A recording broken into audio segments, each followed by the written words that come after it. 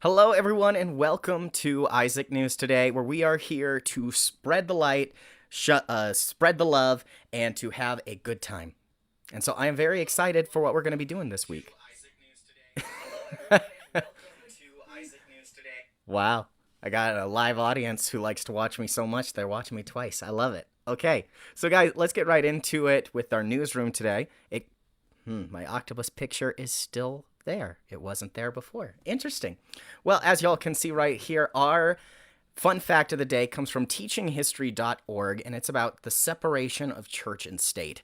I've been hearing this a lot lately, and so I decided to do some digging to find out what is it. And it is not in the Constitution. Fun fact. It was actually proposed by Thomas Jefferson in 1779 in Virginia. And even though it did become a law in Virginia, it is not in the Constitution. What is in the Constitution and what people confuse for separation of church and state is Congress shall make no law respecting an establishment of religion or prohibiting the free exercise thereof. So, I found that enlightening. I hope you did too. And with that, let's get right into it. Welcome to the dojo, grasshoppers. And let's get to your questions. And they disappeared once again. Always fun. Technology has been weird this week, y'all. Like, okay, for college, our entire system crashed. And so I had to, send my assignments in 8 times because my professors were not getting it. And it was seeming like everything was getting deleted, which I think is interesting. But how has y'all's week been before we get into our first question here? Talk to me. How was your day? What's been going on? What's a source of good in your life? What do you enjoy? And while you're busy typing that, let's get to our first question from Jim, who is asking, if 1 is not a composite or a prime number, then what is 1?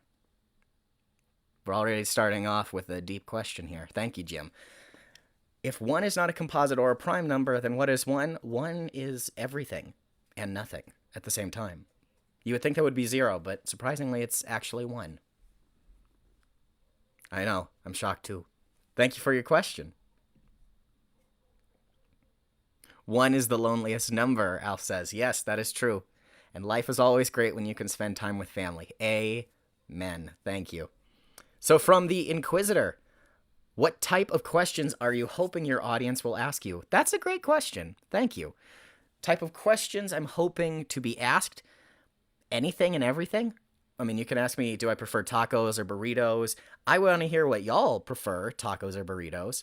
Caleb says, doing great, Life Sensei, enjoying our favorite regular television program. Well, thank you. You flatter me, and it's an honor to have you here. Thank you, Caleb. Now, honestly, types of questions, y'all, we ask anything. If I don't want to answer, I won't. But most of the time I do, because I want to know, what are you thinking about? What do you want? Do you want the answer to life? Do you want to know what 2 plus 2 equals? Spoiler alert, it's 4. But any and everything. Dog person, cat person, air or water, earth or fire, avatar, whatever. Yeah. Thank you for your question.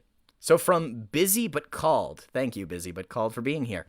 With work, school, and life changes, God has put it on my heart to do a ministry opportunity. Good for you.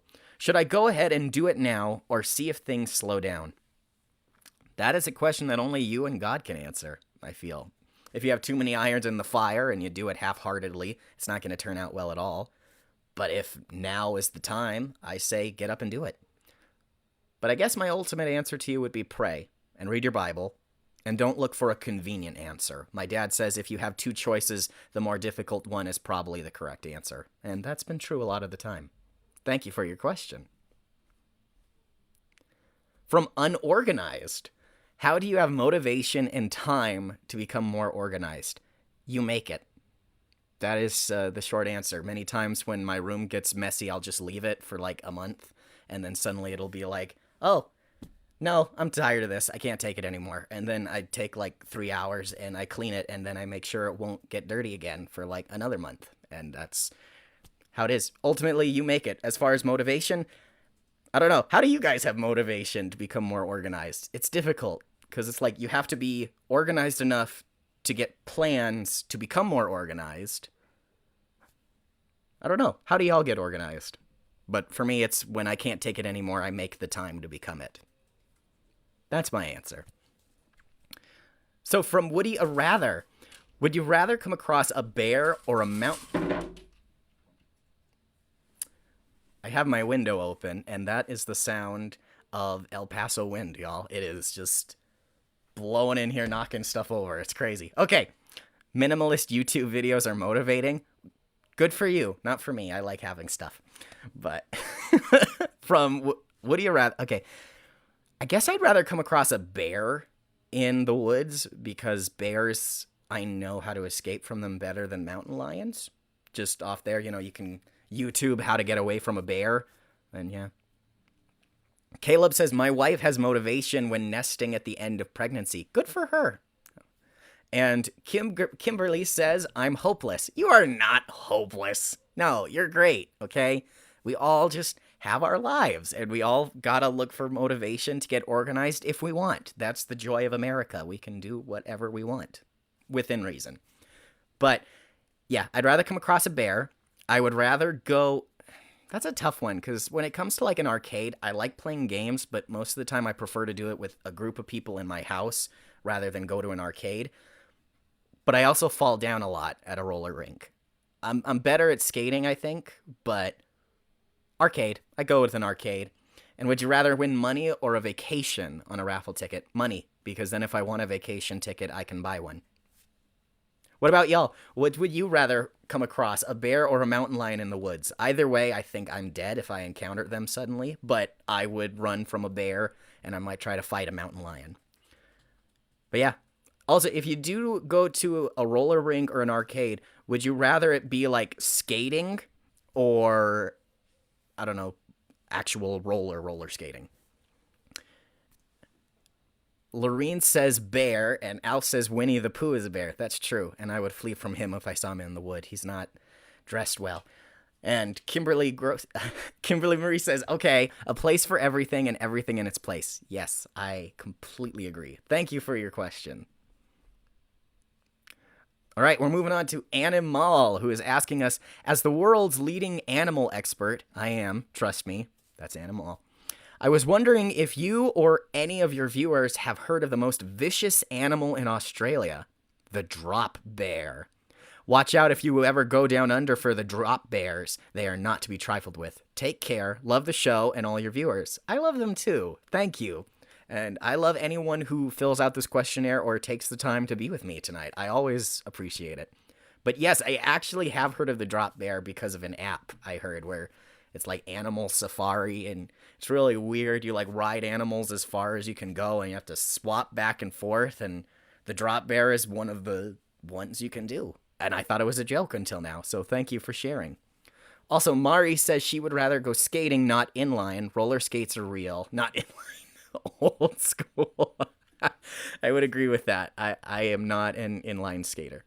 Actually, I'm not really sure what the difference is. Is the inline the 4 wheels in a row, and roller are the 2 side by side? I'm going to say that's right, and I agree. Yes. Okay, so from Jill, thank you for your show. My pleasure. Thank you for being here, Jill. My family and I enjoy it so much. Just curious if there's a difference between an apple fritter and an apple turnover. Which one is better? Thanks. My pleasure. Again. So, as far as I'm aware, I would love both, and so I know they taste slightly different. An apple turnover tends to be more flaky, and I think it's literally pastry turned over on the filling. And an apple fritter is like apples in sweet bread that you then deep fry. I'm a fritter person myself, but I like a good turnover with enough filling. What about y'all? What do you like more, fritters or turnovers? Any filling. A pudding-filled pastry, sometimes called a Bismarck, is the best, Alf? Yes, that is. And Mari says, inline is like rollerblading, looks like an ice skate. Yeah, I can't do that. That balance. Oh, gosh. My ankles always hurt after that. I haven't done it enough. Banana cream pie. Yeah. Don't know what that's for, but yeah. Apple pie. Yeah, okay. Those are all good desserts, guys. But fritters or turnovers. Okay, from Rosie. If you were given $1 million, what would be the first thing you would do with it after you had tithed and paid your taxes on it? Gee, I don't know if I should keep this a secret or not, but to anyone who has won $1 million, I'll tell you what I'd do. I would build a parking garage in like a city, and I would make sure I own it and can manage it, because then you have a constant source of income because everyone needs a place to park their car, and then that way you could keep making money. And then I'd like, I don't know, get a condo or something. I would like that. No fritters or turnovers, banana cream pie. No. See, Kim gets it, Alf Lorene. Fritters are the way to go. Fritters are the best. Fritters for life. That's me. So next we have one from Kronk, who is asking, why are there flotation devices under airline seats instead of a parachute? That is a great question. Very philosophical. I think a lot of it is maybe they don't want to tell them we're crashing until we're on the water, and they don't want people jumping out of the plane in case it was a false alarm. I don't know, that's just what I'm saying. You are brilliant, just saying. Aw, so sweet, Kip. Thank you, thank you. I mean, I don't want to brag, but you did say it. Thank you. Rick would go fritters. Me, I'm with Lorene and Ina. What? Well, Rick has good taste, and I love pie, but the debate isn't between pie and fritters. It's fritters and turnovers. That's my point here. Not enough exits to successfully evacuate the plane. Yes, that also could be a good reason. Not everyone could jump out in time, I think. I like it. Thank you. So from Your Majesty, how do you handle injustice? Wow, that's deep, y'all. Start right, and how do you handle injustice? And while you're doing that, I'll explain my personal view. I think a lot of it is, I'm going to get this philosopher wrong. It's not our philosophy phrase, but what they say is there are two things you should never get mad about: what you could control and what you couldn't. And so a lot of it, when I hate injustice in all forms, and I try to be as objective as possible. So when I see it, I want to speak up, and that is going to come into play later on in the show. So stay tuned for that. But yeah, handling injustice best I can. That's as good as I can be without having a specific example. Also, Mari says fritters have the apples dispersed in the dough and turnovers have an apple filling, maybe? I would agree with that. Yeah, Mari's smart. I would agree. Fritters and turnovers is an artificial binary that must be transgressed. Caleb, really? Okay, sure. Pray and look forward to heaven where all will be well. That is what Lorene says, and I would agree with that. And Tori said the above. Yeah, I would agree. You go, Tori. Okay, so from Jim. Interesting. Did you know that female goats are referred to as does or nannies? Intact males are called bucks or billies, and juvenile goats of both sexes are called kids. Castrated males are called wethers. I've learned more about goats on this show than I ever would have imagined. So thank you for turning that in. All right, so from Alf, we have, I just want to tell you that I love my nephew in North Dakota. Well, that's great, Alf. Thank you. I just am curious which one, because if this is the Alf I know, he has several nephews and nieces. So come forward. Which nephew do you love, Alf? Also, Kimberly says, injustice, read the Gospels. Jesus is our best example. Amen. The best way we can handle it is keeping calm and trying to find a way to resolve it. Okay, next up. From Calm Down Bonkabin, how would you advise someone who doesn't know what they want to do with their future? In one word, pray. But a lot of it, when I was trying to consider my future before moving, I took some time to meditate, and I went out to this little lake that you could just walk around for hours, and I made a list of what I wanted to think about, and then I solely focused on those thoughts for about an hour. And what do I want? What could God be telling me to do? So I guess it depends. What are you wanting to do with your future? What are you considering? Is it possible? All things through God are possible, but you got to ask yourself, are you willing to put in the work to get the future you want? There are all kinds of questions you need to ask yourself. And yeah, that's how I would advise it. Thank you. And also, before we get to our next one, we are going to go to our philosophy phrase of the day. I want to see if y'all can recognize it. Our philosophy quote is, the lion cannot protect himself from traps, and the fox cannot defend himself from wolves. One must therefore be a fox to recognize traps, and a lion to frighten wolves. Who do y'all think said this? Okay, I wouldn't have guessed it. But alright, put it in the comments if you think you know. It was this guy. Machiavelli. Or Niccolo Machiavelli. I might be mispronouncing. There's a symbol over the O. But, yeah. He wrote this book called The Prince. I haven't read it yet, but there are a lot of good quotes I looked up. And yes, Caleb said Herod, Simba, Alf. No, it wasn't Simba. It was Niccolo Machiavelli. So thank you, Machiavelli. Rest in peace. All right. Back to our forms. All right, what should I call you? Irish Mother of 10. Irish Mother of 10, welcome to the show, lassie. So what do you believe about pinching people on St. Patrick's Day and spanking kids on their birthday? That's a good question. I would only do the pinching in general, and even then, it would only be to close friends. But I'm also very bad at pinching people in general. I don't have a lot of practice with it, and I'm not good at it in general. So I much prefer to give candy or to sing happy birthday instead of spanking people because it's their birthday, because I'm not a fan of that. But some people need it. I don't know. Kimberly Magrosa says the Medici family in Rome. Yes, they could have said that. Honestly, a lot of people could have said that. Al says spanking on birthday is awesome. No, it's not. I hate it. No. Unless you're doing it as a joke. Like, I don't know. But yeah. Okay, so from Daily Riddles, your name. Last week's answer. Thank you. That means we were right, people. To those of you who tuned in last week, the riddle, I believe, was, it belongs to you, but everyone else uses it. And the answer is your name. So now we know. Thank you so much. I appreciate it. Okay, next, from Jim. Is it lying if you tell your kids that Santa is real when... No, it's not. From Jim. What is America, a republic or a democracy? This is a great question because a lot of people get confused on it, and a lot of people will say it's a democracy, and that's factually inaccurate. It was created to be a republic, but now when you say that in a government class in college, for example, they tell you, well, no, we're technically a democratic republic or some kind of answer like that. But no, that's just because they don't want to be wrong and they don't want to admit they were wrong. So no, America is a republic. It was meant to be a republic if we could keep it. Quote from Thomas Jefferson, I believe. Not Thomas Jefferson. Thank you. Benjamin Franklin. I always get those two mixed up. Who are people that you always confuse? I always get Thomas Jefferson, Benjamin Franklin, and occasionally Thomas Edison mixed up because their names are so similar and they all did, like, big things. I don't know. All right, from food. Do you like food? See, this is one of the things we have to delve deep inside our minds to answer. Yes, I do. I love food so much. If it wasn't for food, I wouldn't be where I am today.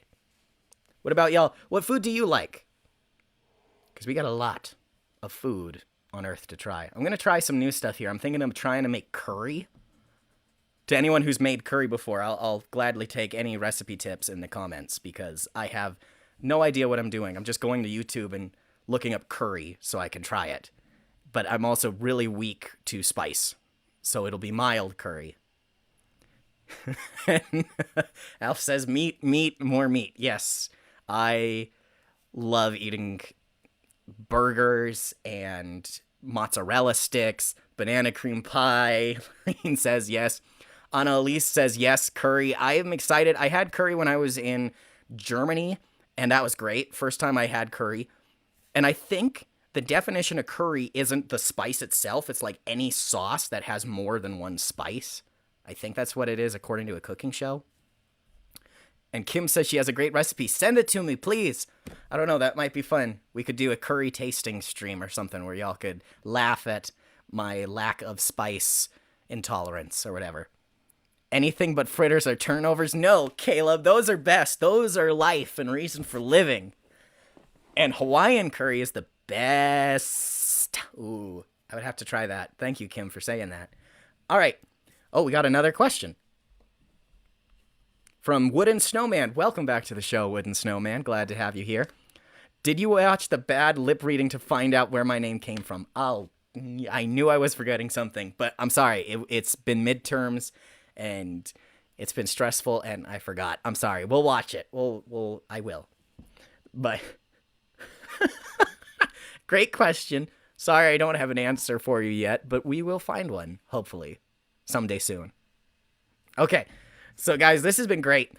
Before we go, I'm going to introduce you to a new segment that I'm trying out here, and I want to see your honest thoughts of it. And, well, as you all know, I'm working to get my degree in organization and corporate communication, basically PR. But I've been thinking, it's Isaac News Today, so I should share news about Isaac today with you. So the best thing I got is what's happening on college campuses. I'm on a liberal campus getting a liberal arts degree, and there's so many different views there that we need to share what's being taught. So with that being said, I am going to give you a trigger warning before I speak about this, because I do not seek to make anyone angry or upset, but I do want to share my views and thoughts, since, like I said, this is Isaac News Today. And so even though I just gave a trigger warning, I am going to give one more additional warning, because I have been rattled this week. I was warned that some colleges have an anti-conservative, anti-Christianity agenda, and I didn't want to believe it. But I want everyone to know I want everyone of all kinds to watch the show. However, I am going to defend Christianity and its principles because it is under attack. So with that, let's get into this segment. This week, we are going to talk about my history class, which was titled History of the U.S. since 1865, or as I like to call it, other than the World Wars, everything boring you wouldn't have studied otherwise. This week, we got into the 1920s.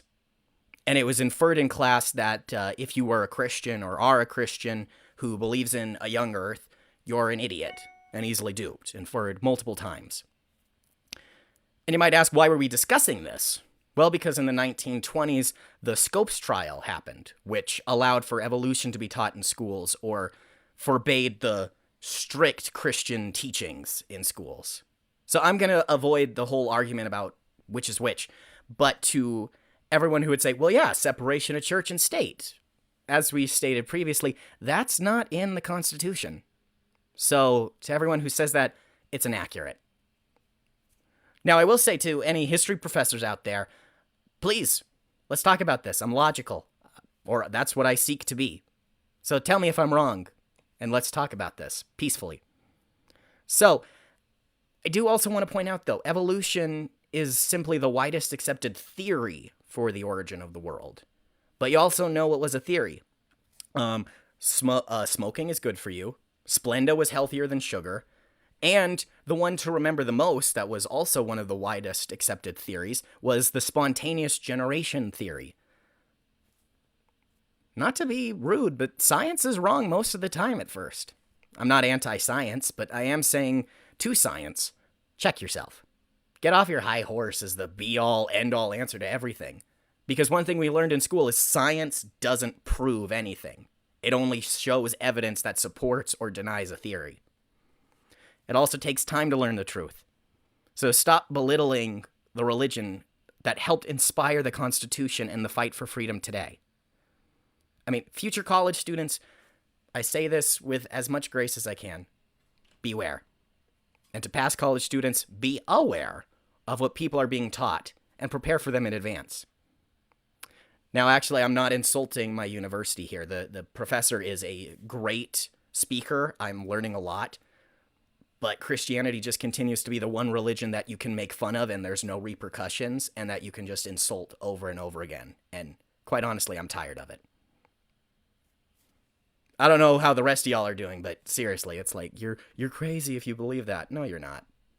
No, you're not. It was one man's opinion that became widely accepted. That's evolution. All right. So I'm going to close with this.